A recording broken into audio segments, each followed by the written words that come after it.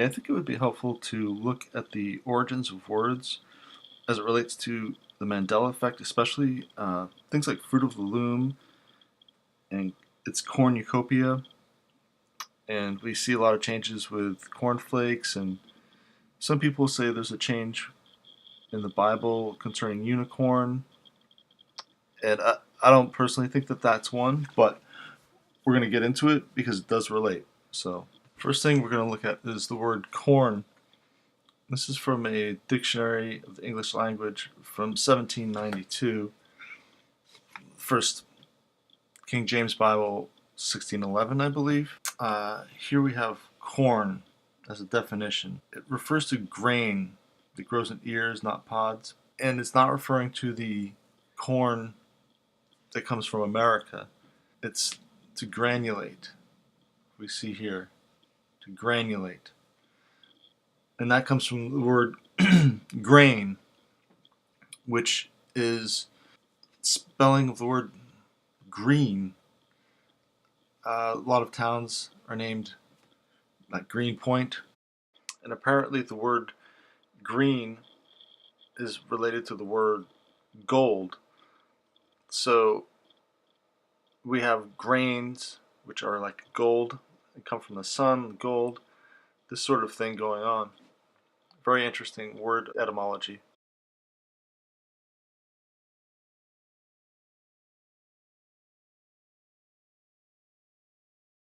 So there was a movement after the Civil War, which was called LaGrange. And if you have grown up in a rural area, you may have heard of the Grange. It's a place where sort of a farmers' union, but it's a lower form of masonry in which women are allowed to join. And this is in response to, before the Civil War, there was a movement called the Anti-Masonic movement, which was probably started by Masons, and then the Masons ran the anti-Masonic movement, and then anti-slavery came in and sort of took over that movement, and then that we had the Civil War, and this was used. The Grange was used as a way to bind people back together, and they tried to make it seem as though it was not related to Masonry, but in this book they write, the founder thought it would be a good idea to apply this farm rehabilitation program to bind the wounds of the entire country, stressing that since farmers were all brothers, a secret society or brotherhood encompassing North and South could be the solution for many bitter problems.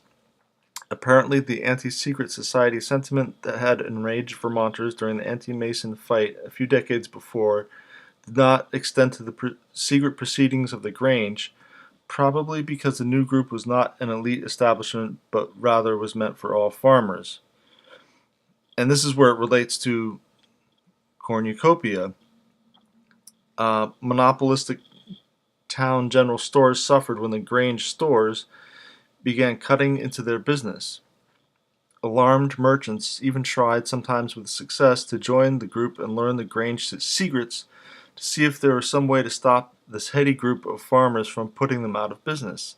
The cornucopia symbol seemed to enrage a certain segment of the public who believed that the horn of plenty was not for the tiller. So people at that time were aware of Freemasonry and the damage it caused, and they understood the horn of plenty as being something that they didn't like and they didn't want.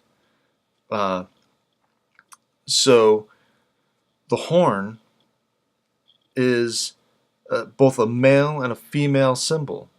The interior is, if you go into it, is female, and it's a male on the exterior. So this relates to Baphomet, and so we have this going on. It's related to the goat. Well, the word cornucopia comes from the Latin for horn, and then we move on to grain, which is the Grange, which is a piece, a small particle. Corn comes from the Old English word for grain, a seed or small particle. Granite also derives from the same Latin root. The cornerstone is the first stone ritually laid in any building constructed by the masons, invoking deities with wine, oil, and grains. The corner is an angular point where two intersecting lines meet, which is the same root as corn. So we're getting into this weird area where corn, horn, corner, and geometry is central to masonry, and the grand architect of the universe, it's the words. The first letter, they often have this, is goat, or you goat. And so we have this aspect. So here from the same 1792 dictionary, we see the word unicorn, which is a beast that only has one horn. So, and also means a bird, which is interesting. Some people think that the Mandela effect, there shouldn't be unicorns in the Bible, and I didn't read the Bible growing up, so I don't have a memory from way back. So that may have changed for some people, but we can see from this dictionary that it relates to a beast that has one horn, like a rhinoceros or something like that. That might be one explanation, but it does relate because it does have this horn, one horn. Another Mandela effect some people remember is Capricorn. They don't remember Capricorn having a curled tail. I do, but Capricorn means horned like a goat. So this is just tying back into this corn, corner, horn symbolism. So we're also talking about the name fruit of the loom, and the fruit that is coming from the loom, which is a machine uh, or a tool, but it's also might have come from the word luminous, which is light, fruit of the light. And of course, we'd be talking about Masonic light, not God's light.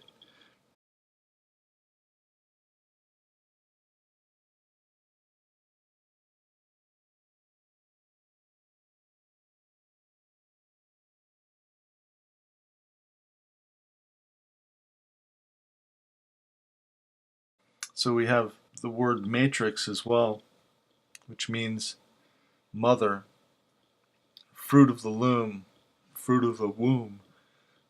It's where the seed, the grain, the corn is, has these meanings all twisted in on themselves like a horn. It's also interesting that CERN, the word itself is almost related to corn, like kernel of corn. And the word concern means to sift and decide together. Also, kind of interesting is the actress Sally Fields, whom I remember as Sally Fields with an S. And so they've shortened it to Field. Sally is Sally is like a short, I don't know how they got from Sarah to Sally, but so people used to call people, probably when they're younger, I'm guessing. If your name was Sarah, they would call you Sally. Sarah means lady, princess, noblewoman. Her middle name is Margaret, which means pearl, and field, which, fields of grain. So I don't know if there's any real meaning to that, but it's at least symbolic of what we're dealing with. Another thing is that Satan is called the prince of the power of the air. And a lot of what's going on, it just seems to me like it's happening in the air. And the enemy is using the air to do things, to get everywhere. Air is almost everywhere, except in the sea, of course. But we have the four winds blowing from the four corners of the earth. And there are four angels. And if you just reverse the two letters, you'll have angle and angel. Carlos Santana has a song called angel of the air, and Santana is Satan, a Satan. So we have these sort of word plays going on. They're not unimportant. I think they're important. Those little plays on words, because the Freemasons will use what God has made. Satan will use what God has made and turn it so that it's their meaning. Like the cornerstone. Jesus is the cornerstone, but they'll take the cornerstone and turn that into their own thing, their own ritual, their own ceremony.